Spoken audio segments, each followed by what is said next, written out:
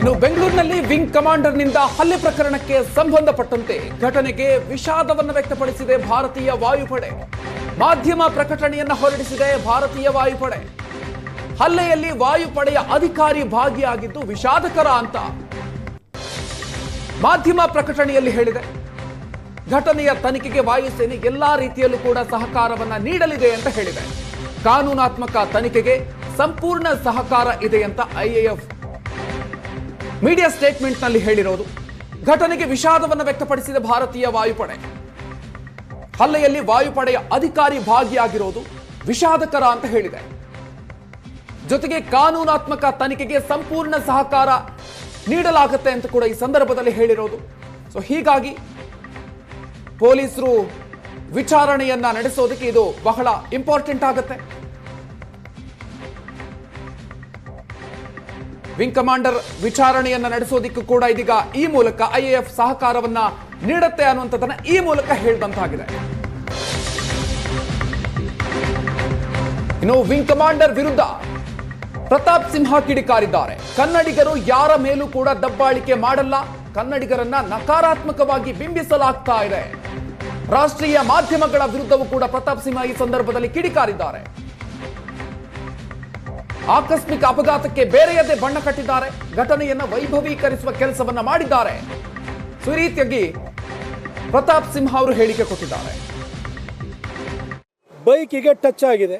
ಕೂಡಲೇ ಬೈಕ್ ಸವಾರ ಮತ್ತು ಶೀಲಾದಿತ್ಯ ಬೋಸ್ ಅವರ ನಡುವೆ ವಾಗ್ವಾದ, ಇಬ್ಬರ ಮಧ್ಯದಲ್ಲಿ ಜಗಳ ಆಗಿದೆ. ಆ ತಾರಕಕ್ಕೇರಿ ಹೊಡೆದಾಟನೂ ಕೂಡ ನಡೆದಿದೆ.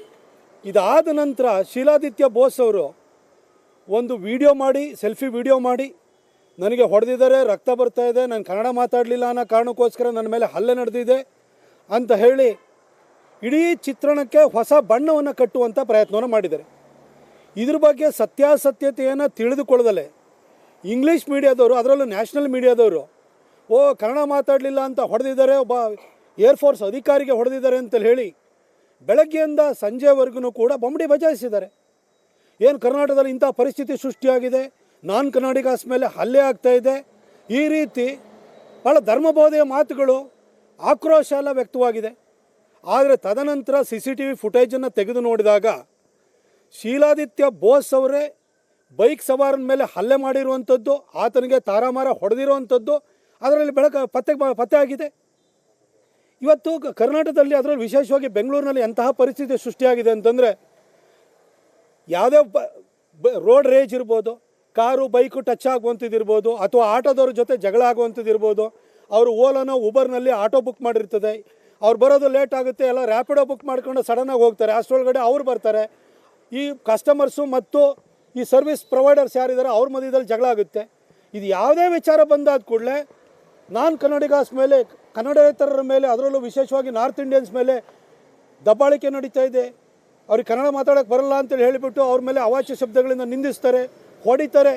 ಈ ರೀತಿ ಒಂದು ಕನ್ನಡಿಗರನ್ನು ನಕಾರಾತ್ಮಕವಾಗಿ, ನೆಗೆಟಿವ್ ಆಗಿ ಚಿತ್ರಿಸುವಂತಹ